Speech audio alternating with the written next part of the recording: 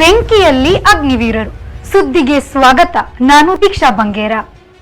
ಅಗ್ನಿಪಥದಲ್ಲಿ ನಿರುದ್ಯೋಗ ನಿವಾರಣೆ ಸಾಧ್ಯವಿಲ್ಲ. ಸೈನಿಕರ ಬದಲು ಸೆಕ್ಯೂರಿಟಿ ಗಾರ್ಡ್ ತಯಾರಿಯೇ? ಮೀಸಲು ಸೈನಿಕರ ತಯಾರಿಯಲ್ಲಿ ಯಶಸ್ವಿಯೇ? ನಿರುದ್ಯೋಗವನ್ನು ನಿವಾರಿಸದ, ಸೈನಿಕರನ್ನು ತಯಾರಿಸದ ಅಗ್ನಿಪಥ ಯೋಜನೆಯನ್ನು ಇಂಡಿಯಾ ಮೈತ್ರಿಕೂಟ ಗೆದ್ದು ರದ್ದು ಮಾಡಲಿದೆ ಎಂದು ಎಐಸಿಸಿ ಅಧ್ಯಕ್ಷ ಮಲ್ಲಿಕಾರ್ಜುನ ಖರ್ಗೆ ಅವರು ಹೇಳಿದ್ದಾರೆ. ಅಷ್ಟಕ್ಕೆ ಸುಮ್ಮನಾಗದೆ ಅವರು ಸೇನಾಧ್ಯಕ್ಷರೂ ಆಗಿರುವ ರಾಷ್ಟ್ರಪತಿ ದ್ರೌಪದಿ ಮುರ್ಮು ಅವರಿಗೂ ಪತ್ರ ಬರೆದಿದ್ದಾರೆ. ಅಗ್ನಿಪಥ ಯೋಜನೆಯ ನಿಸ್ಸಾರವನ್ನು, ಅನಾನುಕೂಲವನ್ನು ಅವರು ಅದರಲ್ಲಿ ವಿವರಿಸಿದ್ದಾರೆ. ಇದೇ ವೇಳೆ ಕಾಂಗ್ರೆಸ್ ನಾಯಕ ಸಚಿನ್ ಪೈಲಟ್ ಅವರು 2024ರ ಲೋಕಸಭಾ ಚುನಾವಣೆಯಲ್ಲಿ ಕಾಂಗ್ರೆಸ್ ಗೆಲ್ಲಲಿದೆ ಮತ್ತು ಅಗ್ನಿಪಥ ಎಂಬ ಕೆಲಸಗೇಡಿ ಯೋಜನೆಯನ್ನು ರದ್ದುಪಡಿಸಲಿದೆ ಎಂದಿದ್ದಾರೆ. ಏನಿ ಅಗ್ನಿಪಥ್ ಇಲ್ಲವೇ ಅಗ್ನಿಪಥ ಯೋಜನೆ? ಇದು 4 ವರ್ಷದ ಮಟ್ಟಿಗೆ ಮಾತ್ರ ಅಗ್ನಿವೀರ ಇಲ್ಲವೇ ಅಗ್ನಿವೀರ್ ಎಂದು ಯುವಕರನ್ನು ಸೇನೆಗೆ ಸೇರಿಸಿಕೊಳ್ಳುವ ಯೋಜನೆಯಾಗಿದೆ. 2022ರಲ್ಲಿ ಒಕ್ಕೂಟ ಸರ್ಕಾರವು ಇದನ್ನು ಘೋಷಿಸಿದಾಗ ಇದರ ವಿರುದ್ಧ ದೇಶದ ಎಲ್ಲಾ ಕಡೆ ಪ್ರತಿಭಟನೆಗಳು ಆದವು. ಮುಖ್ಯವಾಗಿ ಬಿಹಾರ ಮತ್ತು ಉತ್ತರ ಭಾರತದ ಕೆಲವು ಕಡೆ ಹಿಂಸಾತ್ಮಕ ಪ್ರತಿಭಟನೆಗಳು ನಡೆದವು.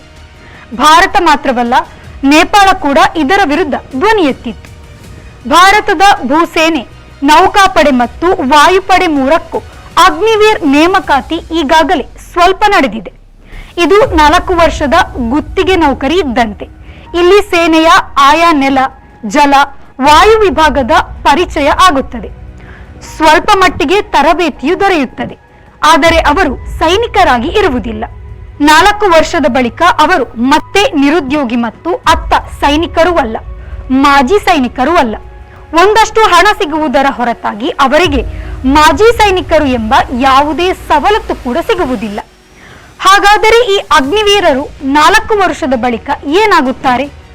ಕಾಯಂ ನೇಮಕಾತಿ ಇಲ್ಲದ್ದರಿಂದ ಸೈನಿಕರಲ್ಲ, 10% ಉಳಿಸಿಕೊಳ್ಳಬಹುದು ಎಂದು ಹೇಳಲಾಗಿದೆ. ಅದು ವಶೀಲಿಬಾಜಿ, ಜಾತೀಯ ಮತ್ತು ಭ್ರಷ್ಟಾಚಾರದ ನೇಮಕ ಆಗುತ್ತದೆಯೇ ಹೊರತು ಖಚಿತ ಸೇನಾ ನೇಮಕಾತಿ ಆಗಿರುವುದಿಲ್ಲ. ಒಂದು ರೀತಿಯಲ್ಲಿ ಅಗ್ನಿವೀರರನ್ನು ಮುಂದಿನ ಕಾವಲುಗಾರ ತರಬೇತಿ ಪಡೆಯುವವರು ಎನ್ನಬಹುದು. ಬಹುತೇಕ ಅಗ್ನಿವೀರರು 4 ವರ್ಷ ಕಳೆದ ಮೇಲೆ ಸೆಕ್ಯೂರಿಟಿ ಗಾರ್ಡ್ ಆಗಿ ದುಡಿಯಬೇಕಾದ ಅನಿವಾರ್ಯತೆ ಇರುತ್ತದೆ. ಏಕೆಂದರೆ SSLCಯಲ್ಲಿ ಇಲ್ಲವೇ PUC ಮುಗಿಸಿ ಅವರು ಅಗ್ನಿಪಥ ಯೋಜನೆಯಲ್ಲಿ ಅಗ್ನಿವೀರ ಆಗುವುದರಿಂದ ಅವರ ಕಲಿಕೆಯು ಅರ್ಧದಲ್ಲಿ ನಿಂತು ಹೋಗಿರುತ್ತದೆ. ಅದನ್ನು ಮತ್ತೆ ಮುಂದುವರಿಸುವ ವೀರರು ಹೆಚ್ಚು ಜನರು ಇರಲಾರರು. ಅಗ್ನಿವೀರರಾಗಿ ಸೇರಲು 10ನೇ ತರಗತಿ ಪಾಸ್ ಆದರೆ ಆಯಿತು. ಸೇನೆಯ ತಾಂತ್ರಿಕ ವಿಭಾಗದಲ್ಲಿ ಅಗ್ನಿವೀರರಾಗಿ ಸೇರಲು 12ನೇ ತರಗತಿ ಮುಗಿಸಿರಬೇಕು. ಈಗ ತಿದ್ದುಪಡಿ ಮಾಡಿದ ನಿಯಮದಂತೆ ITI ಮಾಡಿದವರು ಸೇನೆಯ ನುರಿತ ತಾಂತ್ರಿಕ ವಿಭಾಗಕ್ಕೂ ಸೇರ್ಪಡೆ ಆಗಬಹುದು. ಆದರೆ ಅದು 4 ವರ್ಷದ ಒಪ್ಪಂದ. ಆನಂತರ ಅಗ್ನಿವೀರರಾಗಿ ಸೇರಲು ಇದ್ದ 21 ಹೆಚ್ಚಿನ ವಯೋಮಿತಿಯನ್ನು ITI ಮಾಡಿದವರಿಗಾಗಿ 23ಕ್ಕೆ ಏರಿಸಲಾಗಿದೆ. ಅಗ್ನಿವೀರರಲ್ಲಿ 50% ಜನರನ್ನು ಕಾಯಂ ಮಾಡಬೇಕು ಎಂಬ ಒಂದು ಕೂಗು ಇದೆ. ಅದು ಸದ್ಯ ಆಗಿಲ್ಲ. ಏನೇ ಆದರೂ ಈ 4 ವರ್ಷದ ಒಪ್ಪಂದದ ಸೈನಿಕ ವೃತ್ತಿ ಯುವ ಜನಾಂಗವನ್ನು ಅತಂತ್ರದಲ್ಲೇ ನೇತಾಡುವಂತೆ ಮಾಡುವ ಯೋಜನೆ ಎಂದೇ ಪರಿಗಣಿಸಬೇಕಾಗುತ್ತದೆ. ನೇಪಾಳವು ಅಗ್ನಿಪಥ ಯೋಜನೆಯನ್ನು ವಿರೋಧಿಸಲಿಕ್ಕೆ ಕಾರಣವಿದೆ. ಬ್ರಿಟಿಷರ ಕಾಲದಲ್ಲೇ ಆರಂಭವಾದ ಸೇನೆಯ ಗೂರ್ಖಾ ರೆಜಿಮೆಂಟಿನಲ್ಲಿ ಸಾಕಷ್ಟು ನೇಪಾಳದ ಗೂರ್ಖಗಳಿಗೆ ಕೂಡ ಅವಕಾಶ ನೀಡಲಾಗಿದೆ. ಅವರು ಭಾರತೀಯ ನಿವೃತ್ತ ಸೈನಿಕರ ಪಿಂಚಣಿ ಸಹಿತದ ಎಲ್ಲಾ ಅನುಕೂಲಗಳನ್ನು ಪಡೆಯುತ್ತಾರೆ. ಅಗ್ನಿವೀರ ಯೋಜನೆಯಿಂದ ಗೂರ್ಖಾಗಳ ಕಾಯಂ ನೇಮಕಾತಿ ಇಲ್ಲವಾಗಬಹುದು ಎಂಬ ಕಾರಣಕ್ಕೆ ನೇಪಾಳದಲ್ಲೂ ಅಗ್ನಿವೀರ ಯೋಜನೆಗೆ ಭಾರಿ ವಿರೋಧ ಎದ್ದಿತ್ತು.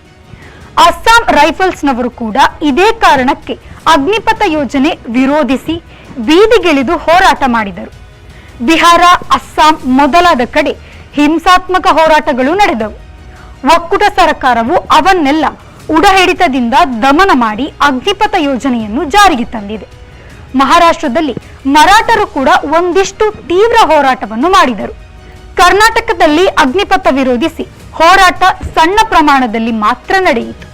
ಸೈನಿಕರ ಪ್ರದೇಶ ಕೊಡಗು ಜಿಲ್ಲೆಯಲ್ಲೂ ಹೋರಾಟ ತೀವ್ರವಾಗಿರಲಿಲ್ಲ. ಭಾರತೀಯ ಸೇನೆಯ ಕೆಲವರ ಪ್ರಕಾರ ಅಗ್ನಿವೀರರು ಮೀಸಲು ಸೈನಿಕರಂತೆ ದೇಶದ ಶಕ್ತಿ ಆಗಲಿದ್ದಾರೆ.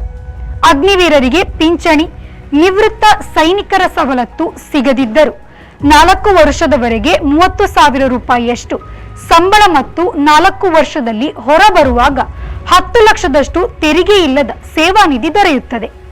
ಇದನ್ನು ಪ್ರತಿಪಕ್ಷಗಳ ಕೆಲವರು ಬಿಜೆಪಿಯ ಆರ್ಎಸ್ಎಸ್ ತಯಾರಿ ಯೋಜನೆ ಎಂದು ಕೂಡ ಟೀಕಿಸಿದ್ದಿದೆ.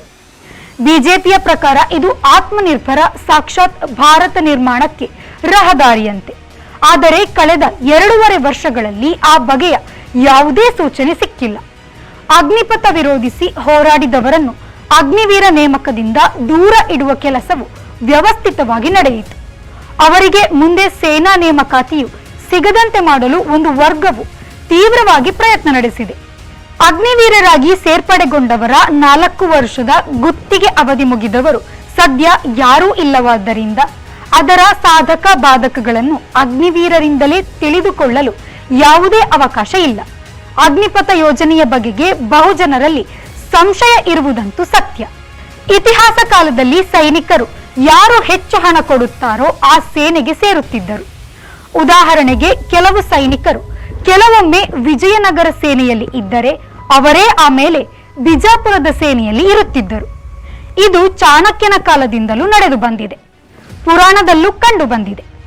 ಮಹಾಭಾರತದ ಕುರುಕ್ಷೇತ್ರ ಯುದ್ಧಕ್ಕೆ ಮೊದಲು ಪಾಂಡವರು ಕೌರವರು ಬೇರೆ ಬೇರೆ ರಾಜರ ಪಡೆ ತಮ್ಮ ಜೊತೆ ಇರುವಂತೆ ಮಾಡಲು ಪೈಪೋಟಿ ನಡೆಸಿದ್ದಿದೆ. ಅವರ ಪೈಪೋಟಿಯಿಂದ ಯಾದವ ಸೇನೆಯೇ ಇಬ್ಬಾಗವಾದುದಿದೆ. ಅಗ್ನಿವೀರರ ವಿಷಯದಲ್ಲಿ ಕೂಡ ದೇಶದ ಜನರ ಅಭಿಪ್ರಾಯವು ಇಬ್ಬಾಗವಾಗಿದೆ. ಇದು ಈ ಹೊತ್ತಿನ ಸುದ್ದಿ. ನಿರಂತರ ಸುದ್ದಿ ಮತ್ತು ಮನೋರಂಜನೆಗಾಗಿ V4 ನ್ಯೂಸ್ನ ಫೇಸ್ಬುಕ್ ಪೇಜ್ ಫಾಲೋ ಮಾಡಿ ಹಾಗೂ ಯೂಟ್ಯೂಬ್ ಚಾನೆಲ್ ಸಬ್ಸ್ಕ್ರೈಬ್ ಮಾಡಿ.